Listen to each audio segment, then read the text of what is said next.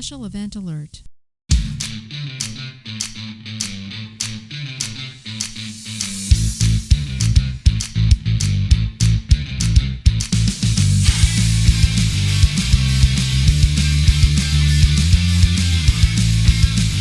I joined a raid last night and it went all night until early morning, which is excuse number 13 for being late for changeover, your weekly space news and variety show. I'm your host, Marty Smith, and I'm joined by my faithful Mr. History, Eric Perrott. Woo! Howdy, Marty. Glad you successfully got back from your raid. Was that raid dangerous? It was. A lot of healing in that raid. Yeah, it took a long time. We're here to bring you the latest headlines and updates pertinent to all Guardians and to the lower branches as well. So take your seats, get informed, and have a laugh as we present Late for Changeover. Late for Changeover. That was the wrong one, but this episode's off the rails already. Oh, I miss Anna. Come on. I know, and Jake and Juan, they all bailed on us, so Life that's okay. gets in the That's all way. right. We're here with the originator, me and Eric. Team OGs. God, I wish I would have chopped up some of that first episode. It's have you ever listened to some of those first episodes we did almost 3 years ago? It's been a while. Yeah. We're so not that we're pros now, but it sounds like we're just so it was fun when we were doing it, but Sure. the growth, right, that we've had. I mean, we're so reluctant and just kind of walking through it. we don't reluctantly go into it now. Let's go. go. We barrel into it, right? Yeah. Fall apart, fall on it. Well, Yes, good to sir. see you as too, usual. too. Did you play golf today? Tomorrow morning at 11:20, Where are you playing tomorrow? Spring Valley. Didn't you just play that? No, I played Aurora Hills. Oh, Aurora Hills. Jeez, And then I'm playing Aurora Hills at Thursday morning at 7:00. I can't keep all your country club stuff here together. So, Well, you'd think I'd become a better golfer, but not yet. well, whatever happened with the lessons? Who bought you the lessons? Remember? A couple Yeah, years the ago you had company. The lessons? company. They Yeah, that's really cool. I had 12, and I must say, Yeah. when you talk about Golf Tech who's provided lessons, they Oh, yeah, talk Golf Tech, about right, making you 7 shots better. That was accomplished. Okay. When I'm shooting Oh, no kidding. 120, and now I'm shooting 112. Well, they're like, no money back for you. We did Yeah. our job. No, I think right now I'm consistently breaking 100. So I'm in between Wow, 99. that's really good. Yeah. So I think there's the average amateur golfer, very few break 100. Really? And that's if they're scoring properly. Now, some guys will Wow. pick their ball up before it's short and putt it. and, you Little know, foot wedge here or there. Huh? yeah, or fluff the lie, pick the ball up, put it down better, move it away from a tree. Sure. Yeah. Right. So I feel pretty good about that, man. Getting better. Winter rules in May. Yeah. Whatever What, makes me look better. What's the most difficult part of your game?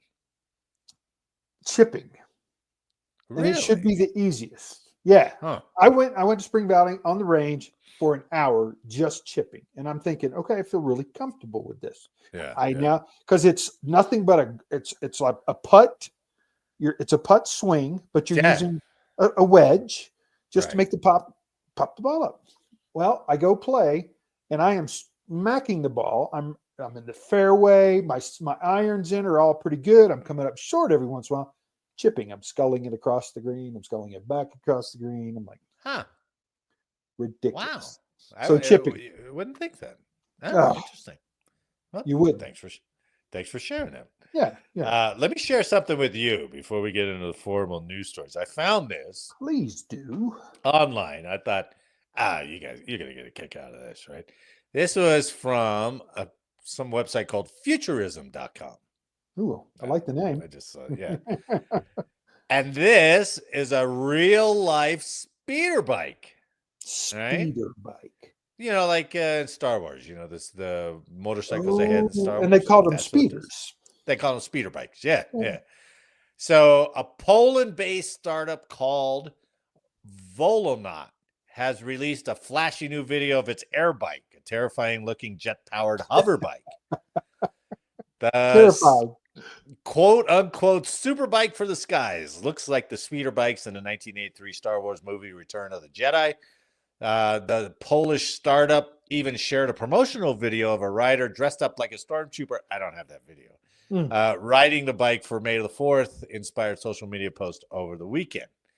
Inventor Tomas Patan designed the air bike with jet propulsion instead of spinning propellers to reach advertised speeds of up to 124 miles per hour.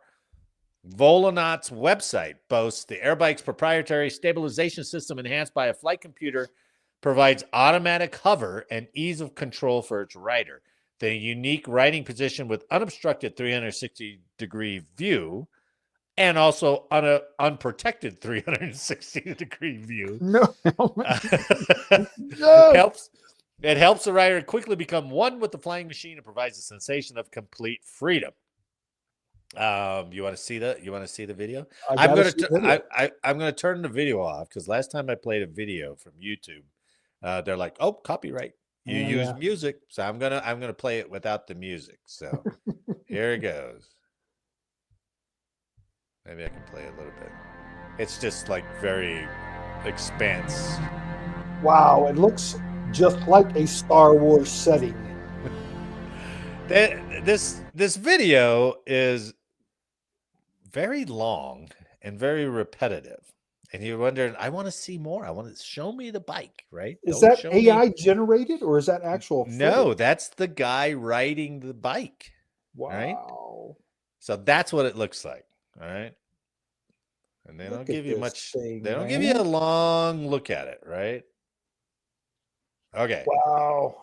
So that's not the greatest stopping point, but I think this video very sneakily doesn't give anybody who has ideas a real long glance at it.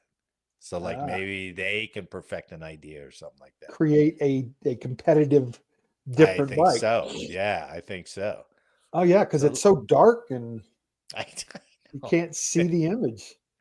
Yeah, there's no close up on it. He didn't release any specs on it, right? It's really cool to watch him fly around. Let's say, and even the article says the details of the bike are pretty sparse. We don't know what kind of engines are being used to propel the bike, how long it can stay airborne, or how much ground it can cover. We also don't know if it will ever be made commercially available, let alone how much it would cost if it did. However, Volonaut claims the airbike will go to market in the near future. Wow. According to New Atlas back of the envelope calculations, the bike is unlikely to be able to fly much longer than 2 to 3 minutes at a time, based on it purportedly being 7 times lighter than a typical motorcycle. So, and I don't see a big fuel tank on that thing. Well, then what good is a 2 to 3 minute flight? But well, for right now, they got to start somewhere, Eric. They got to start somewhere. No, I just don't think I'd spend money on something that's only going to fly me around for 2 minutes. Yeah, but look at the buzz it's got, right? Well, I think it's very cool, but damn, it's got to be. Well, that's what people are speculating. So, yeah, because they're saying if it's a jet engine, with it being that light, probably doesn't carry a lot, so it'll carry a lot of fuel. But look at that! How cool would that be, man? I mean, the design is amazing. That is straight out of the Jetsons, right? I mean, we are approaching those days. Look at the stability of that thing. Yeah, I mean, he's not wobbling, or he's not trying to. No, he's not like he's falling off. Right. It's not like the Chinese air taxi. He's not fighting it. Yeah, I mean, it's really cool. Yeah, that is really badass. So he released that a few weeks ago, back in April. And if they're going to make it commercially available, that's the best way to do it. Well, and then you've got to think the Department of Transportation is going to have to get involved. Will there be air bike roads or airspace or? Well, and it's interesting you say that, because that already is a much more viable thing than any kind of like drone with spinning helicopters. Right. Right. or spinning propellers, right? And But yeah, I mean, then again, he has music all over this video. That thing might be just loud as you could not imagine. oh, so you're not really hearing anything from the actual No, bike. it's not like wow. Like, oh, I can't ride this around the neighborhood. I'm gonna research that. I want to see it. Yeah, Is there that's anything? Did you go to the site at all? it's Volonaut, VOLONAUT. So Well, I tried to go to the site. I couldn't get to it on one browser. I haven't tried it at home yet. So okay. but that's the future of travel, maybe. Because that I thing mean, looks so steady. That's what I'm impressed by. it's so practical too. I Oh doubt yeah, I doubt you don't get very high, so you don't have to worry about, oh my God, dying if good you point. fall Yeah, off. yeah. It probably has a like don't go above 15 feet because the jet Right. can't carry you above 15 feet. So the But fuel source has to become a question, right? Is it very right, economy or is right. it, Probably not. economical? Yeah, probably not. But you know, and it drives me crazy, even as a motorcycler, that they've passed that law that you can split lanes. Because I hate the guys. Oh While I'm yeah. waiting, I'm not expecting them. Colorado's lanes are not California's lanes, Wide. No. and these guys are just trying to avoid your mirror. And I'm like, what? If one of these sons, what am I going to do if one of these guys knocks my mirror off? Well, it's probably gonna Well, knock him down. maybe, yeah. But now with that speeder bike, you ain't splitting lanes. You're just like hovering Hovering. over a car. Yeah. I think that'd Just be wait. awesome. Yeah, that'd be fun. Think Right? about it, the next 30 years, if you and I live the next 30 years. I mean, you maybe, That'd be, who knows, but what's the potential of those things to be like literally all over the road? You know what I mean? It's got to sure. be huge, right? The new And forms of with travel. with the irresponsible drivers that we have, you're gonna get. I mean, I am not comfortable with driverless cars yet. No, I'm neither sure am we I. will be. I'm Yeah. sure we will. But then flying stuff, it's like, oh, really? In a state Well, like I'm not even Colorado? sure. I'm not even sure that I'm comfortable with the Tesla hands free. My buddy's got one, and we're going to the shooting range, and he is not paying attention. And as long as the camera sees your eyes, it will Yeah. continue to go. And I'm like, this is making me Oh, real nervous. really? Yeah. Yeah. Now, if you go to a lower your eyes like you're looking at a cell phone or something, Yeah. it'll give you an alarm, and then it'll shut off. It'll literally, yeah, because it wants Well, you to pay attention to what you're doing. no, I get you, but I don't want to shut off on E470. No, I You think there's know. a way that it guides you to the Okay. road, or and then stops, and then your And hands that's free is turned off for like a 24-hour period because you weren't paying attention. because maybe you fell asleep. Yeah, That I too, get it. right? I mean, you're totally Wow. losing focus. Makes me Wow. nervous. Yeah, that's and yeah, maybe we shouldn't see flying bikes. That's probably good. No, in our luck, I'd be wrecked. So I want to give you an example of. I go to help a buddy dig some post. He's got jackasses, Yeah. mules, donkeys, whatever you want to call them. And Okay. he's got a pen, and he wants to replace the gate. All right. So he says, I'm going to put you in a Bobcat. I want you to put the two poles in the front and bring them over to me. I said, okay, no problem. So I get in the Bobcat. I'm driving it fairly well. He gave me the quick down and dirty. It's two-hand this stuff, right? Levers. Oh, the laterals. Yeah. Yeah. Yeah. So I get him. I bring him up to where the gate's going in. I set the post down, and then he's got two wider posts that the Bobcat can just barely get through. Right. Okay. So he says, "All right, I want you to go inside, turn around, and come back. We'll use the Bobcat Oh, all right. to turn around and come the other way." And I said, "Okay." So I get in between. I get in no. between this freaking gate, and I don't know what I did, but the freaking bucket starts banging both sides. Oh, shit. He's like, just hold them still. And I hold them still. I have beat the shit out of this metal post on both sides so bad that we have to replace them. I'm like, Oh man, I'm so sorry. I It know was you so felt like bad. crap, but I did. That's what I'm thinking would happen if I get on this little speeder bike. oh, you'll do a little correction and overcorrect. Oh Oh, yeah, do right, right. something totally ridiculous, man. Well, part of the thing said that it has like computer stabilization.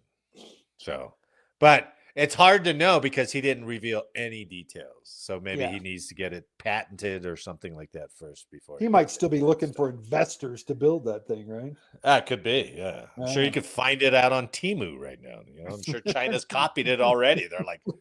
They're taking notes on this thing already. So that's better than the air taxi we got. That's pretty damn cool, though. I'll give you that. Yeah, I thought you'd like that. Yeah. All right, let's talk space stuff, Eric. Your favorite stuff. I But love since being in we are a space space. show, I I love being know in it's just more it's more space debris, really. Okay. space. So from space.com, a failed Soviet Venus lander that's been in orbit crashes to Earth after 53 years. It's been space junk orbiting on our Earth for 53 years. Just floating around. Just floating around, right? Well, it's in orbit, but it was slowly decaying. It just took it forever. The Cosmos 482 probe crashed to Earth on May 10th after circling our planet for more than 5 decades. Wow. Re-entry occurred at 2:24 Eastern Time over the Indian Ocean west of Jakarta, Indonesia. Earth isn't the planet the Cosmos 482 was supposed to land on. The spacecraft was part of the Soviet Union's Venera program, which sent a fleet of probes to Venus in the 60s, 70s, and early 80s, which makes me stop and think. All these countries are sending stuff all over the place. We're obviously not sharing any of that information because, you would think they'd be like, if you went to a vacation resort and it was shitty, wouldn't you come back and go, you're thinking about going there? Let me tell you, don't go there. Right? Yeah, right. If the Russians made it to Venus, I'd be like, we burned a lot of money. And we got nothing out of it. Don't go to Nothing's there. Venus.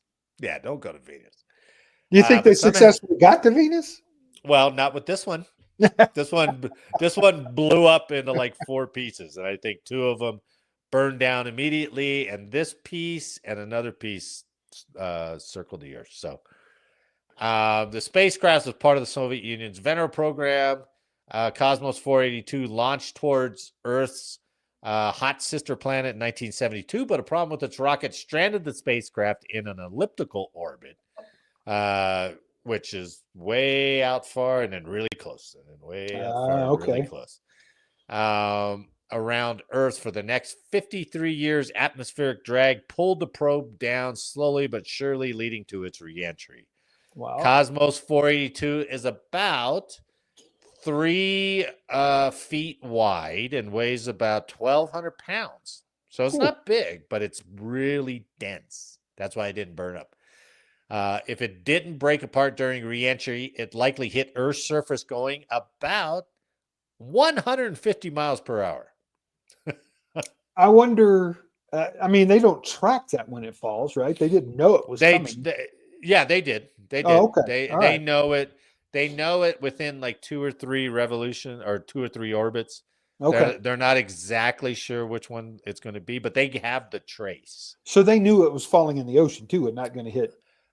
That one I don't know, because I saw that ground trace of this thing. I saw it at work, and it was over the Atlantic, then over Europe, Ukraine, and then into the Indian Ocean. So it could have very well fallen on somebody's head. Imagine Putin's joy if that thing had fell into Kyiv, and he was like, we didn't even launch it, but look what it did, right? We're destined. It was destiny. It traced over Ukraine. I mean, how ironic that would have been if it landed there. This Dutch satellite tracker, Marco Langbroek, said that the kinetic energy at impact is similar to that of a 16 to 22 inch large meteorite fragment. Hmm. So that would have done some damage, I think, if it had hit the Earth. So Did it create? Well, it wouldn't have created a tsunami. no, It it would hit have the been ocean. that It hit big. the Yeah. ocean. No, not that big. Yeah. But remember that one story we did in Australia where the guy's standing on the beach next to that big rocket piece? Yeah. Oh my God! You talk about an act of God. It was like, hey, I'll see you next week, Sally. And it's like, whoa. No. I'm Right? lucky to be here. Yeah, the shit. Zeus. Man. So successful re-entry after half a 53 century years. of Soviet space junk. It's Glad pretty it didn't hit anybody. amazing how much junk we have up there, though. We've talked It's about a it numerous lot times. of junk. A lot And, of junk. and we're not doing shit to clean it up either, right? It's just as it falls or it burns up. So we need to send There's some more up there. Keep sending it up. well, that's why all these international organizations are trying to get. I mean, I think they have. I can't sure if it's an international law, but if they determine that your rocket piece fell and caused some damage to some country, like Elon's Falcon X Dragon piece that fell in Africa or whatever it was, that country can claim money from it, right? Yeah. You're going to have to pay, what is it? Reparations. Sort of reparations, yeah. But at the same time, it's got to be peanuts, right, to these guys, because anybody launching right now are all billionaires. Yeah, for sure. Yeah. There's no launch on a budget guy. He's like, as long as it doesn't kill somebody, and then you're definitely paying. Yeah. But that's not preventative. That's all after the fact. That's true. That's true. Who's going to go? Oh shit, we got a piece up there that may come in. How are we going to go get it, right? So that's another industry that's trying to take off is how they can go clean up space. But well, that's got to be huge. What country's going to go? Oh well, let's set aside $500 billion to go clean up our mess up there. Nobody. Like, no. No. Yeah. What they'll do is they'll start sending it into where it starts to burn. Most of it'll burn, right? Other than the heavier pieces. Yeah. On and a lot of that stuff will burn up, but it also depends on what it's made of, and the titanium stuff doesn't burn up so well. Yeah, it just falls. It just falls. Okay, let's go to this next story from Stripes.com. I thought it was pretty fascinating because we always hear these stories. Usually, it's like I'm not going to say it's funny, as that would be insensitive, but I find it strange when I hear about, there was a typhoon in Indonesia and there were 20 Americans. They're like, we have Americans everywhere in this globe, right? Yeah. I mean, it's just like, why are you there? What are you doing there? Well, they vacation everywhere, man. Yeah. But here's an issue that it seems like there should be more attention on, I think, after reading this article. So from stripes.com, they write, an Air Force veteran and a Navy SEAL are among a group of Americans being held in Venezuelan prisons. I don't understand. At first, sometimes you hear, there's Americans here. But they were drug dealers, right? But if you listen to some of these stories and you listen why they're getting kind of abducted down there, it's Venezuela. I mean, you can think of a million different places, but it's Venezuela. Anyway, that's the damnest thing. But this article also morphs into an organization that just started called Bring Our Families Home. So I want to bring some credit to them too. Several families gathered a couple of weeks ago in what has become known as Freedom Alley, a narrow lane between two buildings in Georgetown, to launch a media campaign called Bring Our Families Home, to raise awareness about Americans detained and held against their will in foreign countries. All right, they give the example. Air Force veteran Joe St. Clair was traveling as a tourist near the Venezuelan border in October 2024 when he and a friend from Colombia were arrested by Venezuelan authorities who transported them across the border to a Venezuelan prison. His family said, we learned that Joe decided to take a trip near the border with one of his friends to visit the friend's family member, and he got too close to the border and got abducted by the Venezuelan police. Scott St. Clair said. I think that was his dad. They were shaken down, questioned, and searched. All their possessions were taken. St. Clair said he was told the border is fluid and that Venezuelan authorities detain Americans as bargaining chips to gain leverage against the U.S. to ease restrictions placed on the country. Now that makes a ton of sense.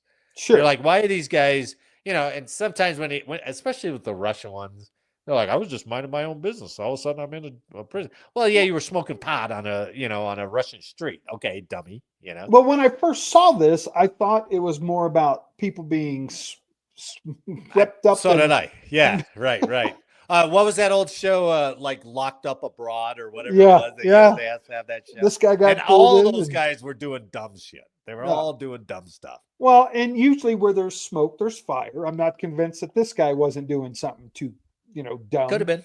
Yeah, it could have been. Close. But again, I would assume that happens on a lot of times because other people, other countries, their immigration laws and border laws are so much tougher than us. Right. You do not cross our border and not go to jail. Oh, yeah. Yeah. So, but the bargaining chip thing, if that's true, then I can see that. See that too. That's back to the 70s, right? We're going to hold a hostage. Yeah. Yeah. Let's see. So Joe is a linguist who served as a tech sergeant in the Air Force until 2019. He was honorably discharged after 9 years of service. Joe St. Clair endured 4 combat tours in Afghanistan to protect the country. Now he is the one who needs protection, Patty St. Clair said. So this was all at this rally. Right. Wilbert Joseph Castaneda, 37, is an active duty Navy SEAL, also detained by Venezuelan authorities in 2024 while visiting the country as a tourist. Christian Castaneda, his brother, said Wilbert is a petty officer first class who has served in the military for nearly 20 years. Wilbert called us right after he was arrested to let us know he was in trouble. We've heard nothing from him since. Now, that would be scary as shit. Was he there by himself visiting? I don't know. That explanation said he was visiting the country as a tourist. It didn't go into too much more detail than that. 9 U.S. citizens or legal permanent residents remain in Venezuela custody. 9. I mean, that's crazy. Yeah. Why aren't we getting these guys out, right? The State Department in March designated Castaneda and Sinclair wrongfully detained. It is a formal recognition that an American citizen is being unlawfully held in a foreign nation, according to the State Department. In Venezuela, hostage diplomacy has become a common tactic employed by the government, said Elizabeth Richards, director of hostage advocacy and research at the James W. Foley Foundation, which advocates for families of Americans wrongfully detained or held hostage in foreign countries. Let me show you a picture real quick of this rally. I don't believe there's anything in Venezuela that I now need to go see. No, me neither. It's like Venezuela. It's like, okay. Yeah. So that was the rally that they're talking about, calling it Freedom Alley. And that's Joe St. Clair's mother with the microphone. Okay. So they're trying to rally support for this foundation to get these guys back. There are now 25 people there, not many. No, true. There are now 46 publicly disclosed hostage and wrongful detention cases of Americans held in foreign nations, according to the foundation. Wow. The Bring Our Families Home campaign unveiled a mural that spanned the side of one building and featured larger-than-life portraits of 11 Americans missing in Afghanistan, Belarus, Iran, Russia, Venezuelan, and the UAE, the United Arab Emirates, according to the organization. So this is the mural. So that's really cool that somebody was able to paint those pictures of those 11 people. But every one of them, other than the UAE, what the hell were you doing there in the first place? Well, I mean, I can't imagine you're touring Iran. You probably get right? snatched up and taken there or something. But some guy's death to America. Now I got one. Death to you. Well, and all those countries are all hostage. Hey, we got an American. Yeah, you want to take that tax off of us or help us out or something. Anti-West, man. They don't like us. Yeah, and it's the article went on to describe how bad the prisons were. They don't give them any rights, and it's just look at those people they released that Trump brought home. Were they out of Palestine or whatever? They look bad. Yeah. A couple months ago when he got him back, and it's just like, Well, God dang. the American that just got released too, the last American, he didn't look very good either. No, not good That's at a all. long time being in Right. captivity. What was do you remember the story of the American who was in, I think, North Korea? It was a couple years ago. And North Korea finally released him after so many years, but he had gotten cancer or something. You're not talking about the young black airman, right? Oh, no, not the one who ran across the DMZ. Okay. No, this was a couple of years ago, and they had held him, and finally they let him go, but his condition was so bad he eventually died shortly after he was released. I think I did hear something. I have to look that up. But yeah, why are we talking about more of these guys? I mean, now if they were like Brittany Griner, the basketball player who went to Russia and got caught with pot in her bag, stupid, all right. But I have a hard time believing that all these guys were in that kind of same situation. No, so do I. And I can see where they're snatched up, and the value is just that they're American. Well, and it's you would think in most of those instances it's some kind of overseas missionary, religious, maybe, yeah, thing. right. But I'm looking at the mural and I see a Marine, so that had to be a military snatch of some sort, right? Well, it could have been, yeah. I mean, the Air Force guy that they mentioned, he'd gotten out in 2019, so he wasn't on active duty. The SEAL was, I think, an active duty. Yeah. That piece is just strange to me. Yeah. What you're doing there, especially by you remember all the old anti-terrorism classes that they put us through, right? And they would use all those 70s incidents, Hey, the guy was in his hotel room. He didn't flip the door and they walked right in, they got him, right? Yeah. Watch, see if you can see who's watching you. Don't take the same route. Remember all that stuff? And don't wear American stuff when you're abroad. Right. Don't be a big ugly American. Yeah. Well, I wore a hat, like a big American flag right on the side of my hat. My God, geez. It seemed like it shifted from like the Soviet bloc countries who were threatening to kidnap you to now all these other kind of third world, if you will, that are doing the same tactic, and they're like, "Hey, look, we can get some of our boys back, or we can get some money, or something like that." So, well, look what Israel had to give up to Hamas just to get 2 or 3 prisoners. 200 prisoners that they're three holding. Times, three times. That's just ridiculous. Yeah. So, anybody, you guys traveling, be careful out there. Pay attention to those reports, those foreign country reports. They could just save your life. And be aware of your surroundings, man. Holy cow. Be aware of your OPSEC and be aware of your surroundings. Yeah. We're going right back to the 70s, boy, I tell you. All right, let's lift our spirits with a dog story. With a dog story. Oh. Yeah. So it's been a while since we've had an animal. We had the rat, right? The rat, yeah. That was interesting. Still can't believe that. We had the rat. Anti-mine rat. The anti-mine rat. But now we've got a search and rescue dog. The military. This was kind of interesting, and they didn't expand on it. I wish they would have. From task and purpose, the military's only search and rescue dog has retired. The Air Force's search and rescue field is losing a veteran service member, a decorated member of the Kentucky Air National Guard's 123rd Special Tactics Squadron. Callie the dog retired after 6 years of service. Callie, a Dutch Shepherd, helped locate deceased people in disaster zones, assisted in clearing rubble, made 15 military freefall jumps, and accumulated 750 flight hours while serving with the 123rd Special Tactics Squadron.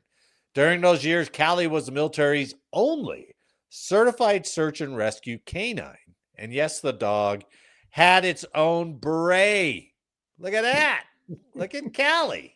But I'm not sure I understand that because it was confusing to me too. Right. There are cadaver dogs. that are part of search and rescues all over the place. Yeah, I don't know why they said. I mean, okay, I got bomb sniffing, I got drug interdiction dogs, I get that, but it sure seems like we should have more search and rescue dogs. But Task and And what Purpose does saying the this is the search only and one. rescue dog do for the Air Force, right? Is it strictly cadaver? Because if it's not, I well, don't then know. Yeah. what do you? The dog's hot on the trail. What, sniffing? Right? I would track him. I don't know. I admit it seemed surprising to me too. Maybe if I had more time, I would have looked it up, but I didn't. And I forgot. We don't and go I know into detail. you guys didn't go to look it up, but they say it was the military's only search and rescue dog. Maybe it's a title thing, you know. Maybe oh yeah, we got cadaver dogs, but they're not search and rescue. You're not rescuing a cadaver, you know. But you're okay. I don't know. I don't know. I'm not arguing against you. Yeah. I'm just like I'm trying to figure it out too. Yeah. But this is pretty cool. During her service, she worked with her handler, Master Sergeant Rudy Parsons, who also left the 123rd Special Tactics Squadron after 11 years.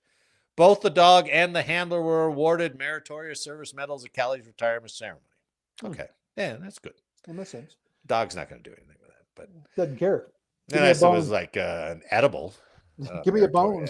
Edible MSM. He'd be like, oh, yeah, I got a box of edible MSM. Beret? Give me an edible beret.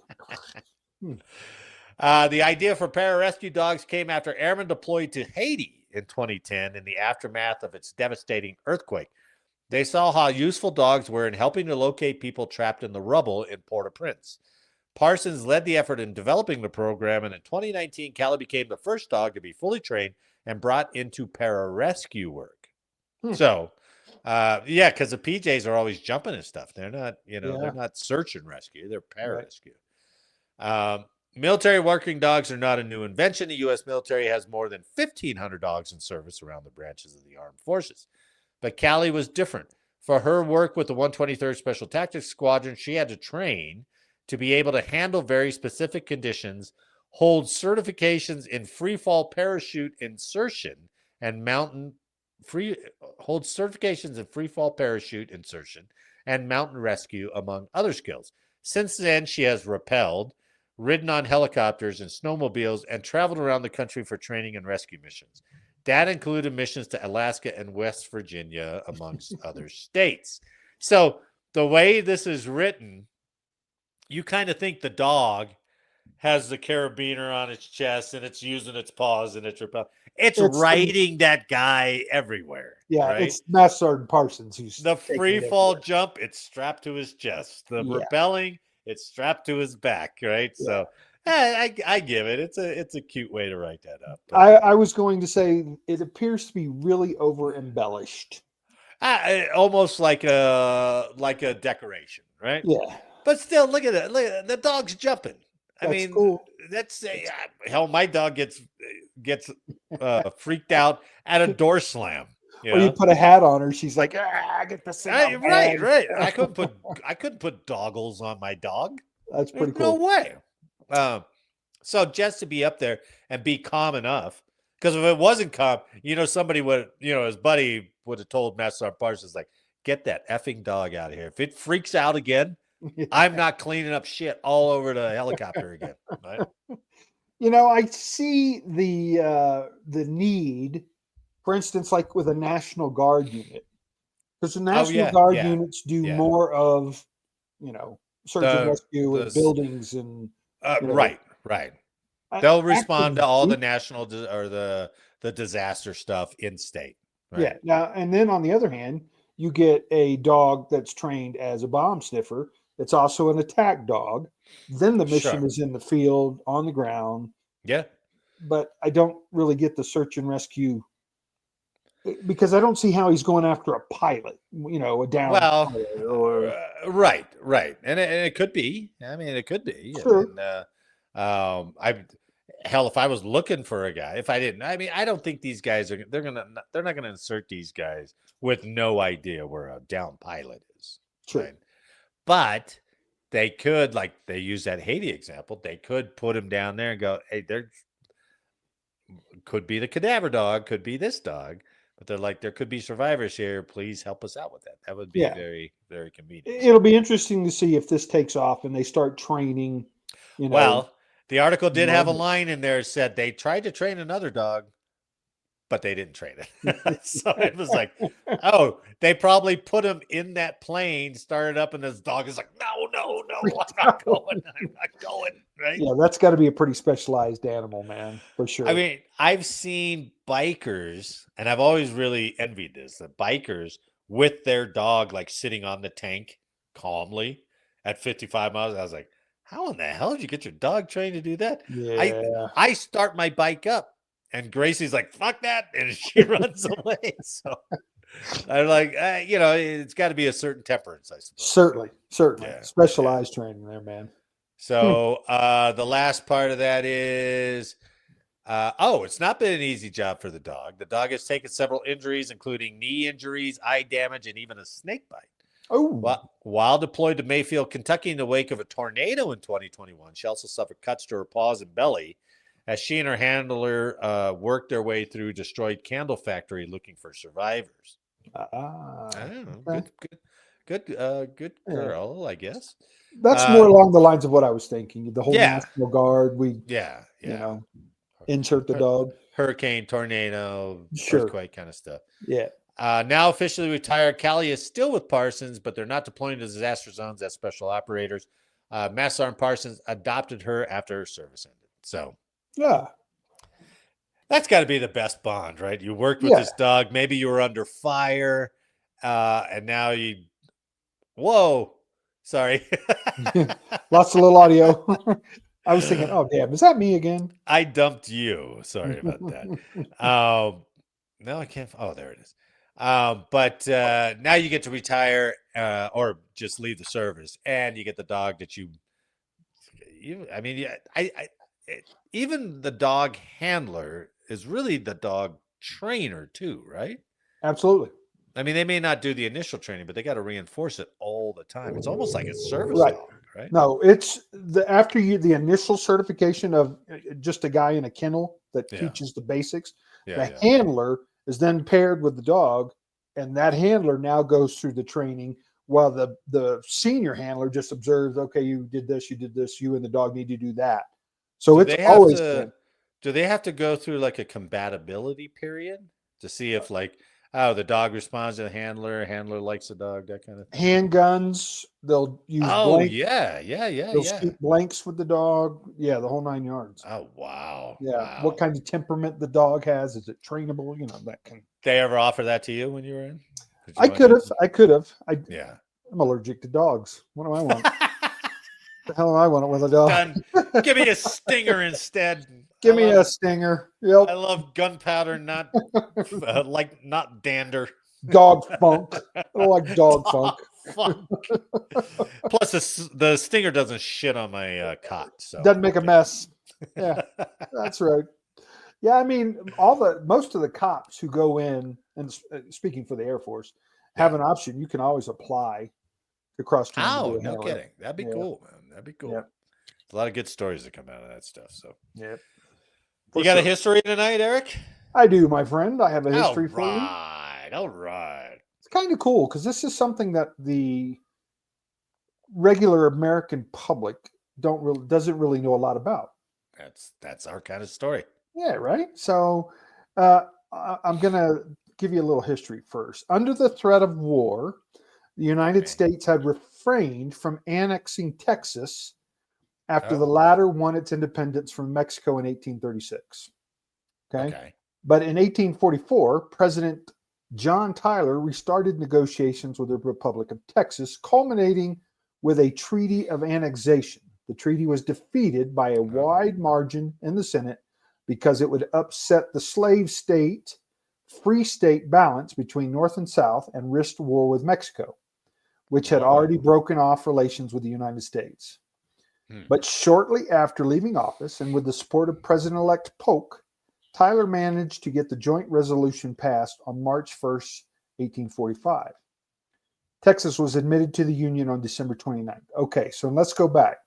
So on May 13th, 1846, Okay. The U.S. Congress overwhelmingly votes in favor of President Polk's James K. Polk's request to declare war on Mexico in a dispute over Texas. Ah, look at that sneaky shit. Right? So All right. that's the part that is crazy. That we sounds were like that almost sounds like a setup. right. But on 13 May. So it actually started on 11 May, and then on 13 May, Congress solidified it and said, declare war. Of A declaration of war. 1845, right?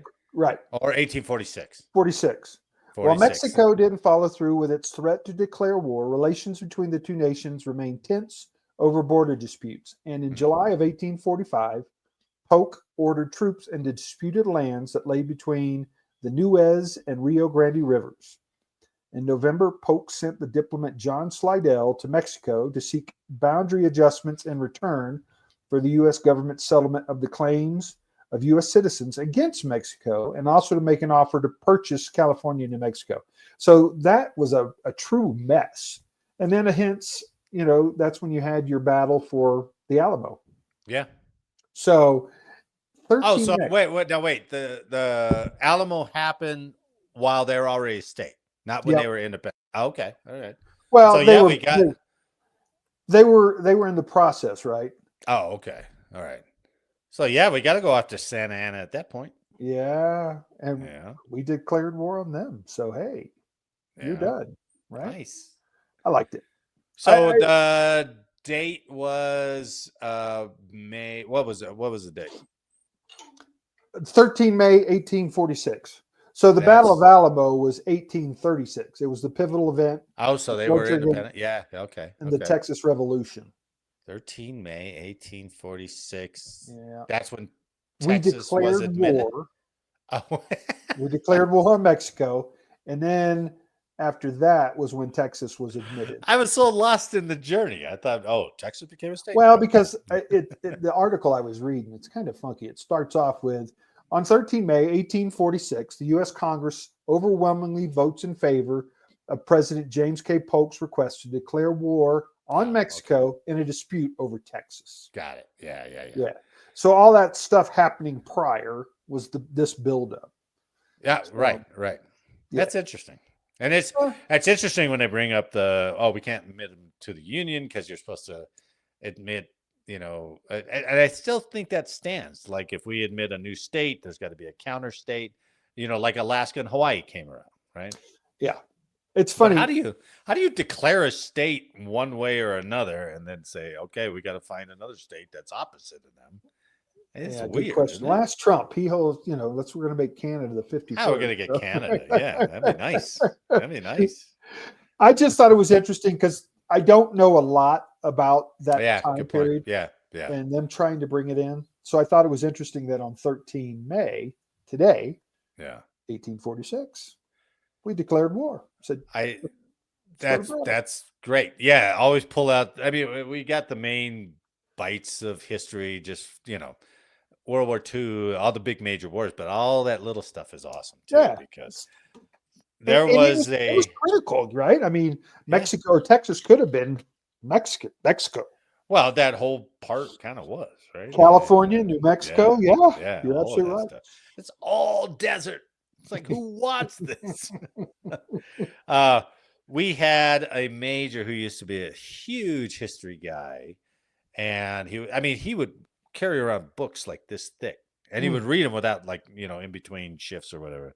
I was like, that would put me asleep immediately. Oh no, I find it fascinating.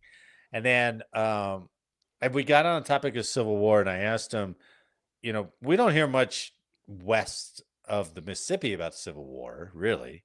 And he goes, we had Civil War battles right here in Colorado. And I was like, what? And so you start looking into that, and you're like, wow, how did that spread clear out here? So that was really interesting. Yeah. No, I like going to those places and really reading. Like, my trip to Rome, I think Rome is just so interesting with all the history that's in Rome, man. So imagine that you're standing. I told you there was a circle in downtown Rome that is where Mussolini came out on this little balcony and gave a speech. And I'm right there looking up at it. Oh, wow. That's cool, man. That's where your mind feels like, oh man, Oh, I connected. I was here. Yeah, that's pretty neat. Wow, that's really cool. Pretty cool. Eric, good work as always. Let's get the two of us out of here, shall we? On behalf of us, we'd like to thank you for listening today. Please like, share, and subscribe. And let us know how we did in the comments. And make sure next week. I like it. Next week. Make sure next week that you are not Late for Changeover. I love that. Eric, thanks for coming on. And to all those listening and watching, thanks for watching and listening. And we'll see you next week. Good stuff, Marty. See you next week.